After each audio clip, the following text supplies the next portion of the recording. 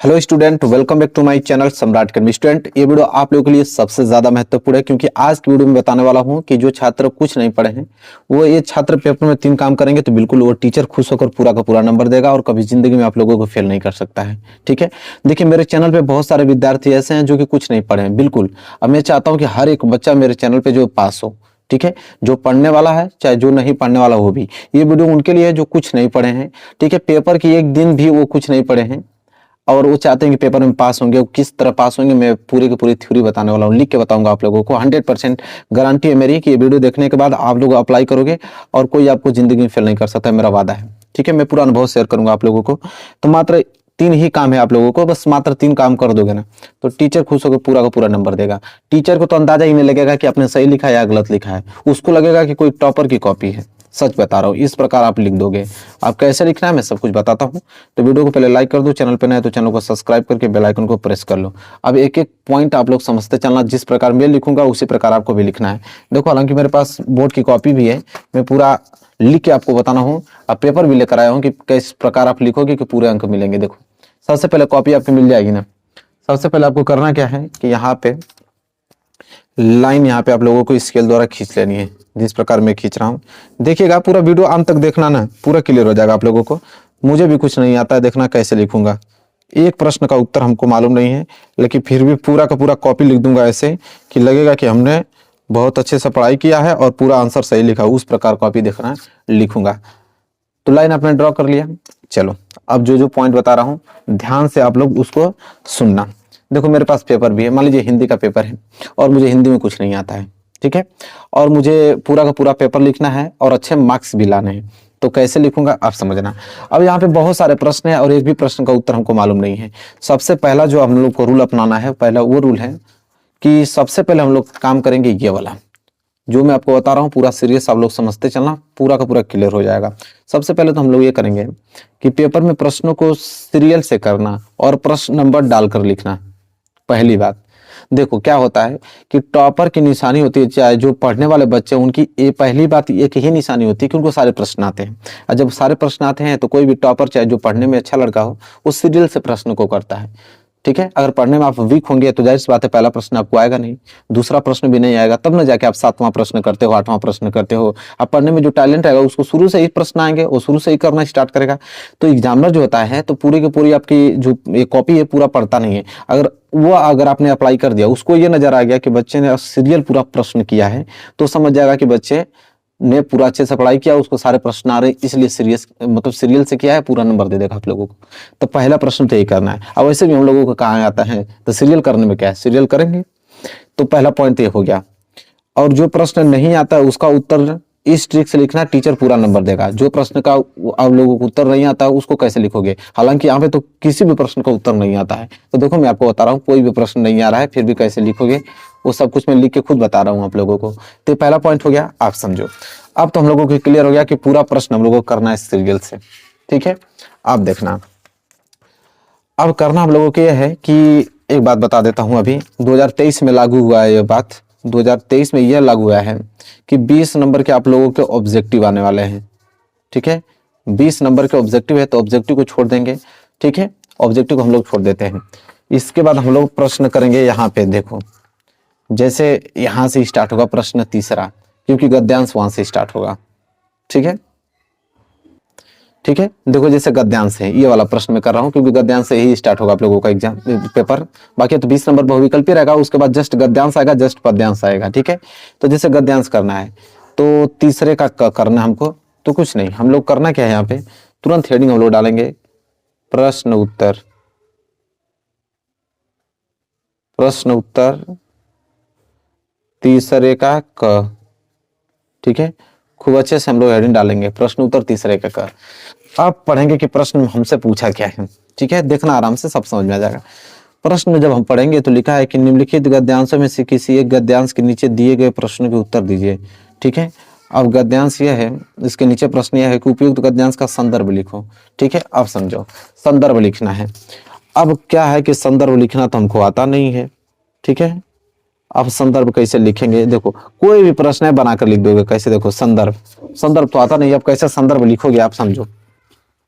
तो हम लोग क्या करेंगे, देखो संदर्भ में यह होता है कि किस चैप्टर से लिया गया है वो लिखना होता है, और कौन से इसको लेखक लिखे हैं वो लिखना होता है, उनका नाम लिखना होता है।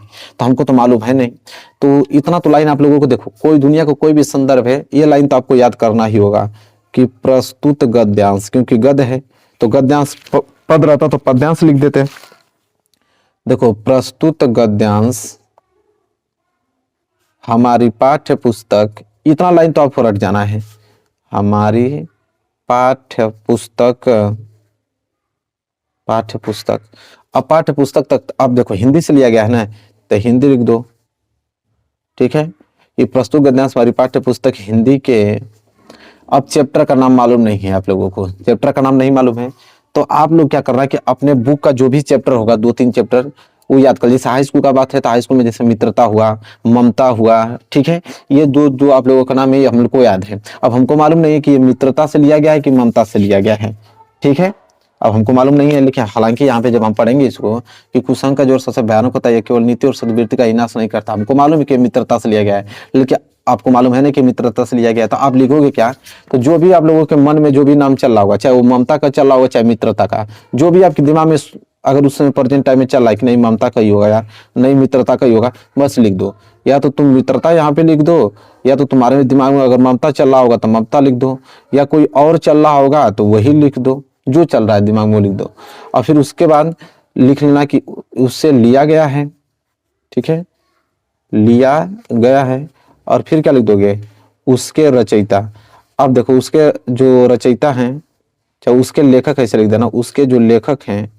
अब लेखक भी नाम आपको मालूम नहीं है कि लेखक कौन होगा, तो जो भी नाम आपको याद होगा, आचार्य रामचंद्र शुक्ल, डॉक्टर राजेंद्र प्रसाद, भगवत शरण उपाध्याय, बिहारी लाल जी, जो भी नाम हो, ठीक है, तुरंत यहाँ पे लिख दीजिए। रामधारी सिंह दिनकर याद है तो रामधारी सिंह दिनकर ही लिख दो, हालांकि हमको तो मालूम है नहीं, ठीक है, तो यहाँ गलत ही लिखना है तो गलत लिख देंगे हम लोग, रामधारी सिंह दिनकर, जो आपके दिमाग में चल रहा होगा उसमें प्रेजेंट टाइम में, और उसको आराम से लिख देना है, बस ये संदर्भ कंप्लीट हो गया। भले ही आपने ये आप चैप्टर गलत लिखा है, भले ही आपने यहाँ पे लेखक का नाम गलत लिख लिया, कोई फर्क नहीं पड़ता है, बस लिख दो, ठीक है। जब कॉपी चेक होगी तब एग्जामिनर जब चेक करेगा तो उसको सीरियल से मिलेगा, तो उसके अगर यहाँ पे देखेगा नहीं वो, ठीक है, कुछ जो होते हैं टीचर जो ध्यान से देखते हैं, तो उसमें ध्यान से अगर देखेंगे तो हम कहते हैं कि 5 नंबर का है तो 5 नंबर नहीं देंगे, 2 नंबर तो देंगे, 2 नंबर नहीं देंगे, 1 नंबर तो देंगे, तो इसी तरह 1-1 नंबर मिलेगा, तभी तो हम पास तो हो जाएंगे कम से कम। अगर नहीं लिखे रहेंगे तब क्या नंबर मिलेगा, कुछ भी नंबर नहीं मिलेगा। तो आप लोग इस तरह संदर्भ लिख दोगे। रह गई बात व्याख्या की, तो यहाँ पे रेखांकित अंश की व्याख्या हेडिंग डालना, ठीक है, रेखांकित अंश की व्याख्या यहाँ पे क्या डालोगे, हेडिंग डाल दोगे, ठीक है। अब देखो व्याख्या हेडिंग डालने के बाद अब क्या करोगे, तो देखो यहाँ पे वही पूछा था कि गद्यांश के रेखांकित अंश की व्याख्या, तो चलिए हो गया ना। सबसे पहले फिर व्याख्या कैसे लिखोगे आप, यहाँ पे आपने व्याख्या डाल दिया रेखांकित अंश की व्याख्या, और व्याख्या में मतलब ये बोला कि जहां तक अंडरलाइन किया गया उसका व्याख्या बताना। जैसे हम बोला कुसंग का ज्वर सबसे भयानक होता है, यह केवल नीति और सद्वृत्ति का ही नाश नहीं करता बल्कि बुद्धि का भी क्षय करता है, ठीक है। तो अब यहाँ पे आपको मालूम नहीं है कि इसका हम लोग व्याख्या कैसे करेंगे, तो मैं आपको बताता हूँ। यहाँ से आप लोग क्या करना है कि ये जो पहली लाइन है कुसंग का ज्वर सबसे भयानक होता है, यही लाइन यहाँ पे आप लोग नोट कर देना, कुसंग का ज्वर सबसे भयानक होता है, ठीक है। यहाँ पे लिखने के बाद, ठीक है, फिर देखो जहां तक अंडरलाइन किया है ना पूरा अंडरलाइन नहीं लिख देना, मैं आपको बता रहा हूँ नंबर कैसे उठाओगे। जहां तक अंडरलाइन किया गया है ना वहां तक अंडरलाइन कर देना है, मतलब लिख देना, जहां तक ये लिखा गया है पूरा लिख देना। और फिर लिख देना एक चीज वहां पे कि लेखक कहता है कि, यहाँ पे लिखना है कि लेखक कहता है कि, ठीक है। फिर आप क्या करोगे, फिर आपको लिखना कहां से होगा, फिर आपको बता रहा हूँ। लेखक कहता है कि, एक पदांश हो गया, एक इधर भी दिया होगा, बस वहां से क्या करना है कि लेखक कहता है कि पहले यहाँ तो स्टार्ट करना है यहाँ से लेकर और यहाँ तक पूरे दूसरे गद्यांश में के पूरा का पूरा आप लोग लिख देना, ठीक है, बीच में लिख दिए। फिर अब क्या करना कि जब लास्ट का लिखना होगा आप लोगों को 2 लाइन, तो फिर लास्ट के लाइन में क्या करना आप लोग कि कुसंग का ज्वर सबसे भयानक होता है, ठीक है। तो ये जो लाइन है बस लास्ट में आप लोग लिखना कि इसलिए कुसंग का ज्वर सबसे भयानक होता है, कुसंग का ज्वर सबसे भयानक होता है, मतलब वही जो पहली लाइन है उसी तरह जो लास्ट में आप लोग लाइन लिखोगे वही लाइन आप लोग नोट कर देना, ठीक है। तब जो एग्जाम्पल होगा कॉपी चेक करेगा तो उसको क्या होगा कि जब पढ़ेगा तो शुरू की लाइन उसको समझ में आएगा कि हाँ इसकी व्याख्या किया होगा। फिर जब यहाँ देखेगा तो कहेगा कि लेखक कहता है, फिर बीच में आपने उसके व्याख्या किया होगा कुछ ना कुछ, तो पूरा लाइन थोड़ी पड़ेगा। फिर लास्ट में देखेगा तो फिर उसको पढ़ेगा तो उसको समझ में आएगा कि हाँ इस क्वेश्चन का जो बयान होता है सही है, नंबर आपको पूरा दे देगा। तो अगर नहीं आता है तो आपको ऐसे करना है, अगर ये आता है तो फिर बहुत अच्छी बात है, अगर ये आता होगा तो जितना आपको याद होगा उस तरह लिखोगे, नहीं आता है तब ये मैं ट्रिक बता रहा हूँ कि बिल्कुल अगर नहीं पढ़े लिखे हो तब आप कॉपी कैसे लिखोगे, किस प्रकार लिखोगे। ये पहली पॉइंट आप लोगों को समझ में आ गया। देखो इसी प्रकार आप लोगों को उत्तर हर एक प्रश्न का देना है। फिर दूसरी पॉइंट में आपको बताऊंगा जो कि सबसे ज्यादा नंबर उठाने का काम करेगी आप लोगों को, कि देखो उत्तर लिखते समय उत्तर के बीच काट पीट नहीं करना बिल्कुल। अगर आपने गलत लिख दिया तो बिल्कुल गलत क्या लिख दिया, गलत तो ये तो लिख रहा हूँ, ये नहीं कि अगर कहीं मिस्टेक भी हो गया तो उसको काटना पीटना नहीं है, वैसे भी तो आप आंसर गलत ही लिख रहे हो। तो जो लिख दिए वो लिख दिए, ठीक है। तो उत्तर लिखते समय बीच में कभी काट पीट मत कीजिएगा, लिखावट अच्छी होनी चाहिए ये चीज। अगर लिखावट अच्छी नहीं भी है तो आप थोड़ा गैस दे के लिखिए, आप थोड़ा दूर दूर लिखिए ताकि एग्जामिनर को स्पष्ट आपका अक्षर जो है समझ में आए, ठीक है। भले ही आप गलत लिख रहे हो, पैसेज में सही लिख रहे हो, लेकिन स्पष्ट होना चाहिए आप लोगों का जो भी है, भले राइटिंग अच्छी ना हो, ठीक है। और टीचर को एकदम अच्छा लगना चाहिए ताकि टीचर खुश होकर पूरा का पूरा नंबर आप लोगों को दे दे। ये दूसरी पॉइंट है। और सबसे ज्यादा इंपॉर्टेंट अगर हम बात करें तीसरी पॉइंट जो कि आप लोगों को नोट करना है कि किसी भी क्वेश्चन का आंसर लिखते समय प्रश्न कितने नंबर का, ये बहुत ही ज्यादा जरूरी है। क्योंकि जो कॉपी आपका चेक करता है उसको मालूम होता है कि अगर 2 नंबर का अगर क्वेश्चन है तो उसको अगर तुम 2 नंबर का अगर क्वेश्चन है तो अधिक से अधिक तुम लिख सकते हो उसको, तो 5 या 6 लाइन में लिख सकते हो। ये नहीं कि 2 नंबर का क्वेश्चन है तो तुम 2 पेज में थोड़ी लिख पाओगे उसको।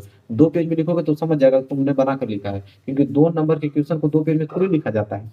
तो जितने नंबर के क्वेश्चन होते हैं उसके टाइम ड्यूरेशन के हिसाब से वहां पे लिखना पड़ता है, कितना पेज लिखूं कितनी लाइनिंग लिखूं। तो मैं यहाँ बता भी देता हूँ, देखो 2 नंबर का अगर क्वेश्चन है तो अधिक से अधिक तुम लिख देना तो 5 लाइन, ठीक है।